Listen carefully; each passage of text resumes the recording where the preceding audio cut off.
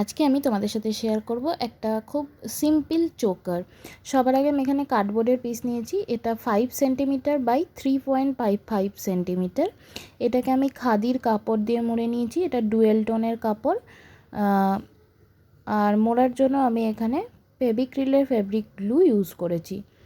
যেহেতু জিনিসটা চোকার ছোটোর মধ্যে হবে, তাই এখানে আমি খাদির কাপড় ইউজ করেছি যাতে একটা আলাদা গ্লেজ থাকে। ব্যাক সাইডটা ফিনিশ করার জন্য আমি একটা কাপড় লাগিয়ে নেব আর খুব ভালো করে আমি শুকিয়ে নেব। আমি এখানে সেম কাপড়ই ইউজ করেছি, তোমরা চাইলে অন্য কাপড়ে ইউজ করতে পারো। এরপর আমি ব্ল্যাক জুট রোপ নিয়েছি, ফেভিকল নিয়েছি আর ভালো করে জুটের চারপাশে লাগিয়ে নিয়েছি যাতে রোয়াগুলো একদম নিট অ্যান্ড ক্লিনভাবে আঠা দিয়ে রূপের সাথে বসে যায়। তারপরে আরেকটুখানি আঠা নিয়ে আমরা এটাকে বসিয়ে দেবো।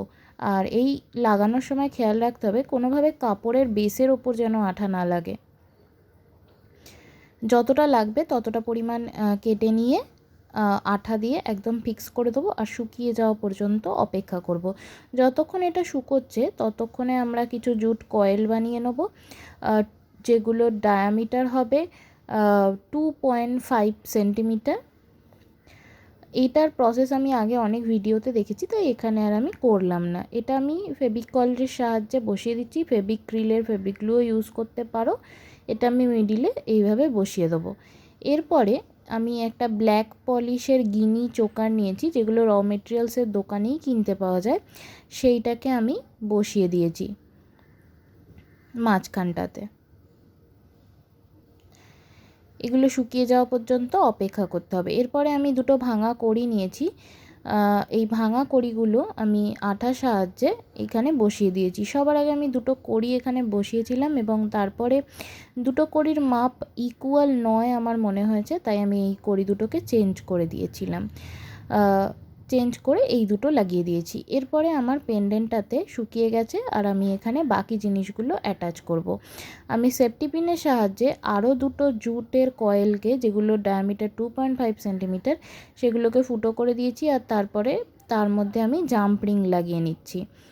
জাম্প রিং লাগাচ্ছি। জাম্প রিংটা আর একটা সাইডে আমি টুইস্টেড রোপের ব্যাক দড়ির সাথে লাগাবো। তার মধ্যে আমি 3টে কটন বল ভরে নিচ্ছি। টুইস্টেড রোপের এটা অ্যাডজাস্টেবল দড়ি আমি করেছি পরার সুবিধার জন্য। এর ফুল প্রসেস আমার চ্যানেলে করা আছে, তোমরা সেইটা দেখে যে কোনো রকমের টুইস্টেড রোপের দড়ি বানাতে পারবে। অনেকগুলো দড়ি মেকিংয়ের ভিডিও ডিফারেন্ট কাইন্ড অফ আমার চ্যানেলে করা আছে। এরপরে এটাকে আমি জাম্প রিংটাকে ভালো করে বন্ধ করে দিচ্ছি। তোমরা চাইলে এটা সেলাই করেও করতে পারো। এরপর আর একটা সাইডে আমি ফুটো করে জাম্প রিং লাগাবো আর এই সাইডটা আমি আমার পেন্ডেন্ট যেটা রয়েছে সেইটার সাথে আটকে দেবো। এখানে আমি আবার একটা জাম্প রিংয়ের সাহায্যে করছি, তোমরা চাইলে এটা সেলাই করেও করতে পারো, সুতোর সাহায্যে সেলাই করে দিতে পারো, যে কোনো কিছু প্রসেস অ্যাপ্লাই করতে পারো। আমি জাম্পিংয়ের সাহায্যে এই জন্য করেছি কারণ অনেকে এই সাইডের জুটটা পছন্দ করে না। তারা অনেক সময় বলে এটাকে খুলে দিতে, সেক্ষেত্রে জাম্পিংটা খুলে ওইটার দড়িটা এটার সাথে অ্যাটাচ করে দিলেই জিনিসটা কিন্তু হয়ে যাবে।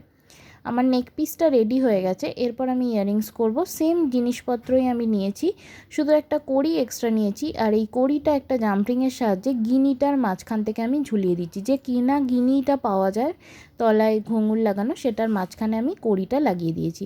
আর এই টোটাল জিনিসটাকে আমি ধরে আঠার সাহায্যে আমার যে 2.5 সেন্টিমিটারের করে বানানো জুটের সার্কেলটা রয়েছে সেইটার মাঝখানে বসিয়ে দিচ্ছি।